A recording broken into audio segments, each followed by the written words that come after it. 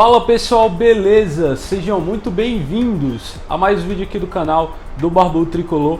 Eu sou o Oscar, você já me conhece e hoje vamos falar aqui a respeito do jogo de ontem, jogo de São Paulo com o Racing. Vim trazer uma questão polêmica aí também para vocês a respeito do Pablo, a respeito do Éder também. Vamos falar da posição de centroavante do São Paulo e por que eu acho que o São Paulo precisa sim contratar um centroavante. Vou te dar aqui argumentos fortíssimos para isso.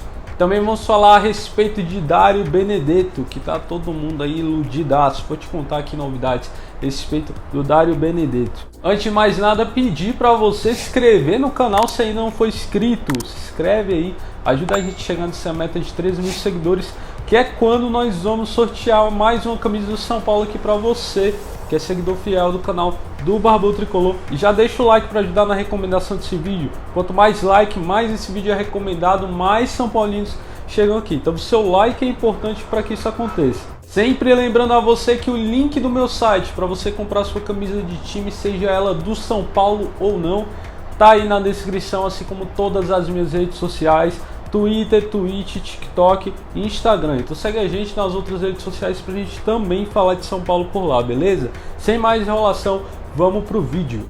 Kardec, Luiz Fabiano na área, cruzamento, Kardec, olha a bola pro Lucas, olha a chute do Lucas aí!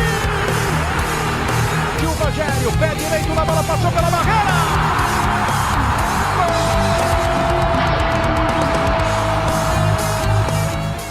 Pessoal, ontem mais um jogo aí da Libertadores, né? Dessa vez fora de casa contra o Racing. O jogo já prometia ser bem chato.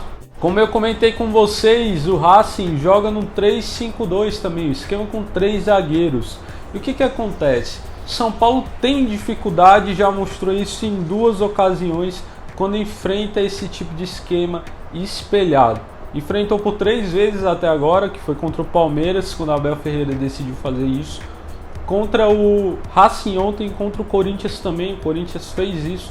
No primeiro momento não complicou porque só deu São Paulo, mas depois quando o Corinthians partiu para o jogo mais físico, isso complicou a vida do São Paulo. O São Paulo ontem foi com a escalação padrão, a única diferença ali do time ideal que nós imaginávamos era o Bruno Alves no lugar do Léo, Lisieiro, o Luan, Reinaldo, Daniel Alves, Pablo e Luciano. Desse time aí, talvez eu tivesse começado com o Léo. Explico por quê. Quando ele coloca o Bruno Alves, ele deixa claro que ele está mais se defendendo do que preocupado em ganhar do Racing. Não vou dizer que ontem era o jogo para com certeza ganhar do Racing fora de casa, que o São Paulo tinha algum tipo de obrigação. Não tinha, e o resultado do empate era o melhor resultado possível. Lembrando para vocês, o Sporting Cristal e o Rentistas empataram, então ninguém saiu beneficiado dessa rodada. Todo mundo ficou com a mesma diferença. Então foi bom para o São Paulo ter empatado, foi muito bom. O São Paulo começa aí a fase com 2 vitórias, né? Em cima do Sporting Cristal e do Rentistas e um empate. Lembrando para vocês um dado interessante aqui, a galera acha que eu gosto de ficar cornetando Fernando Diniz, não é bem isso. Mas o time do São Paulo na Libertadores passada foi 3 pauladas fora de casa. Perdeu os 3 jogos fora de casa. Então aí pelo menos o time atual do Crespo já é melhor do que o do Fernando Diniz na Libertadores, porque conseguiu um ponto fora de casa e dentro de casa também. Agora falando do jogo em si, voltando para esse esquema com 3 zagueiros, o Crespo já deixou claro que o time do São Paulo ele tem dificuldade de enfrentar os times que usam 3 zagueiros, que tem uma escalação parecida com a nossa, um esquema tático, e que optam pelo jogo mais físico. Se você for ver o jogo de ontem contra o Racing, o jogo contra o Corinthians ali, o clássico, você vai ver que foram 2 jogos onde o adversário optou por bater muito, parar jogadas do São Paulo, mesmo que isso custasse amarelos aí a equipe durante a partida.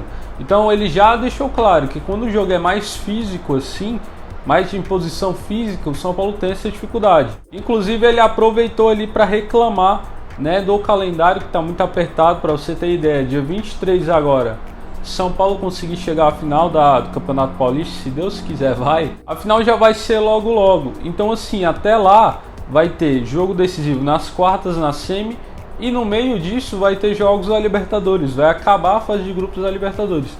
É preocupante, cara, esse nível tão alto de jogos. Por quê? Até para analisar fica difícil. A gente fica olhando o time aí do Crespo, imaginando, pô, o time tá comendo a bola, o time não tá comendo a bola, o time jogou mal aqui, não jogou mal aqui. Mas isso também tem que ser levado em questão desgaste físico, mental. O jogador, toda vez que vai jogar uma partida, ele tem que se concentrar para aquela partida, tem que ter um mental preparado para aquela partida. Tendo um jogo a cada 2 dias, a cada 2 dias tem esse desgaste, que não é só físico, como muita gente acha, também é mental. E diferente do que todo mundo acha, o jogador ganha um salário milionário. Se eu fosse ele, eu jogava era todo dia. Eles jogam praticamente todo dia, né? Porque eles treinam todo dia. E querendo ou não, é um exercício físico, muito mais tempo do que uma academia normal, do que só ir para academia. E tem dia, inclusive, que os jogadores do São Paulo treinam e jogam. Esse argumento aí é meio que bizarro. O Crespo, além de ter reclamado aí desse volume de jogo, também falou a respeito dessa dificuldade do São Paulo de criar com esses times que jogam nesse esquema ou que jogam com essa imposição física. Ele falou que para melhorar isso é com treino, com muito treino, só que não tá tendo tempo de fazer treinos, cara. Simplesmente acabou o jogo hoje, tem um jogo daqui a 2 dias, ele não pode optar por deixar para lá esse jogo e treinar. Então ele precisa de treino para achar a solução para isso. E não está tendo tempo para treino. Então ele já deixou claro, isso vai ter que ser aprendido durante o jogo. Porque não estamos tendo treino, não está tendo treino para a gente se acostumar a essa variação aí. Na verdade, essa defesa dos adversários. Ele começou muito bem, tanto é que está aí com 10 jogos de invencibilidade. Mas em algum momento isso fica manjado. Qualquer esquema, os adversários passam a buscar um tipo de defesa. Então aí fica claro, pode ser na Libertadores, no Campeonato Paulista ou no Campeonato Brasileiro ou até na Copa do Brasil. Vai ter algum momento em que o jogo manjado que tem dado certo, seja do Crespo ou de qualquer outro treinador, ele vai ser manjado. E esse vai ser o ponto-chave para o São Paulo ganhar ou não o Campeonato Brasileiro. A capacidade do técnico de achar soluções para isso e do time conseguir se adaptar a essas soluções e desempenhá-las bem. Ontem não deu certo. Ontem o São Paulo não conseguiu jogar bem. No primeiro tempo eu acho que os destaques foram Miranda e Reinaldo, foram muito bem. No segundo tempo Reinaldo caiu muito, até porque ele não é muito acionado quando joga o Bruno Alves, e até por isso eu não gostei. Quando você tira o Reinaldo do jogo dessa forma, escalando o Bruno Alves, você acaba com muito do potencial ofensivo do São Paulo. Ontem o São Paulo praticamente não atacou tanto. No primeiro tempo ainda conseguiu achar ali algumas saídas com o próprio Benítez, aquele que todo mundo xingou, todo mundo achou que jogou muito mal. Ele de fato não jogou essa coisa toda, mas pelo menos no primeiro tempo conseguiu algumas escapadas ali para acionar o Reinaldo, que criou pelo menos 3 chances de gols. Uma com o Daniel Alves no começo do jogo, uma em que ele enfia a bola para o Pablo, que o Pablo não consegue encostar a bola, na verdade é uma dificuldade grande aí do Pablo, e outro com o Luciano, que ele chuta um contrapé do goleiro, e o goleiro faz uma defesa espetacular. São Paulo defensivamente teve o Miranda ali como destaque, o Miranda mais uma vez comendo a bola. O São Paulo teve um lance que levou 2 bolas na trave no mesmo lance, um milagre aquela bola não ter entrado.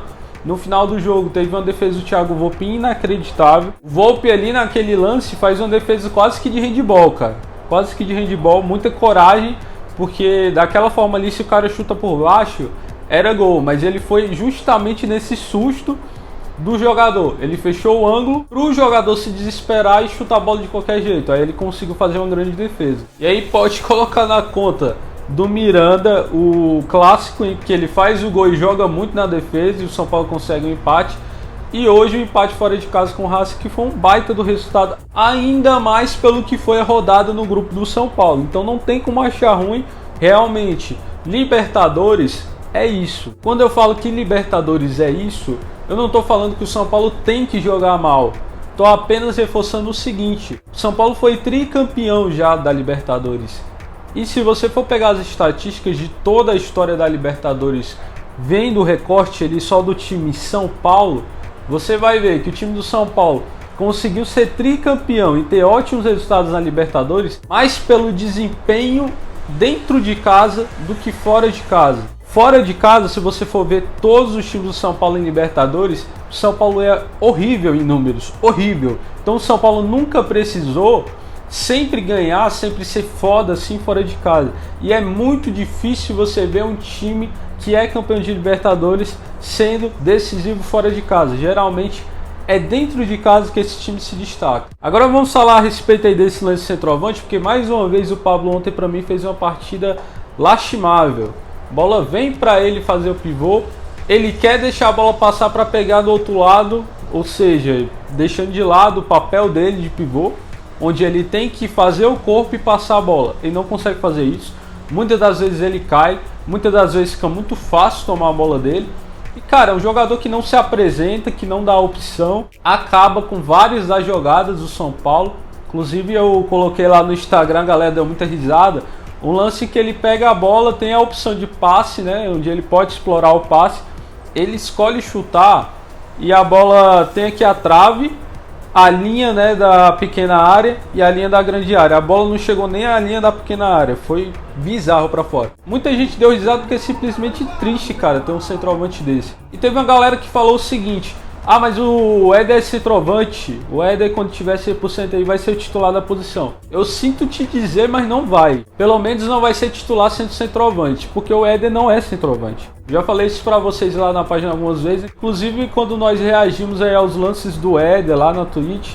O Éder não é centroavante. Ele nunca foi. Não é porque ele joga no ataque que ele é centroavante. O Éder funciona como segundo atacante e muitas das vezes ele cai pela ponta para fazer a jogada, porque ele tem uma qualidade de passe incrível e é um jogador que se movimenta muito bem, encontra muito espaço. O centroavante, do jeito que o Crespo quer, não faz isso. O centroavante que ele quer fica mais parado. Inclusive o Luciano deu uma entrevista falando que ele quer que o centroavante fique mais parado ali esperando a bola. Faz o pivô para finalizar também muito bem quando tiver a oportunidade ali, achar um espaço curto ali dentro da área para fazer o gol. O Pablo não faz isso bem, o Pablo não sabe fazer o pivô e o Pablo é muito ruim em encontrar algum espaço para fazer finalização. O Vitor Bueno faz isso melhor do que o Pablo, queira você ou não. Se você for pegar o recorte, você vai ver que o Vitor Bueno encontra mais espaço, faz o pivô melhor e dá passe, encontra bons passes ali na frente. O Luciano está tentando se acostumar a isso e também parte da queda de rendimento dele passa por isso. E o Éder não tem esse papel quando entra. Uma coisa que você pode fazer é o seguinte: deixar o Luciano como um cara que faz as duas funções. Ele pode se acostumar a centroavante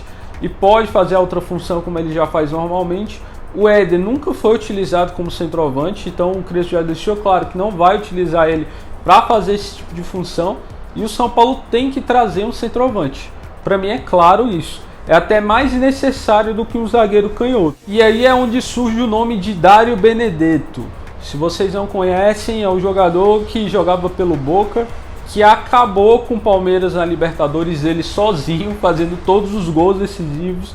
Mas enfim, o Dário Benedetto é um jogador muito bom, que após ser destaque no Boca, ele foi para o Olympique Marseille da França. E aí perguntaram ao Belmonte se tem negociação pelo Dário Benedetto, se ele é um dos nomes que São Paulo pensa em trazer para a posição de centroavante. O São Paulo tem como prioridade as posições de zagueiro e centroavante. O Belmonte foi enfático quando disse que o São Paulo não tem negociação, nada, conversa, nada com o Dário Benedetto, mas que é um ótimo jogador, eles estão todos cientes disso. Lembrando, eu sempre gosto de enfatizar isso quando alguma especulação em cima de um nome que joga na Europa surge. O cara recebe em euro, não é mole, cara, bater um salário de um jogador desse trazendo ele pra cá. Então é sempre muito difícil fazer negociação com esse jogador desse tipo. E esse foi mais um vídeo, galera. Deixa o like se gostou para ajudar na recomendação.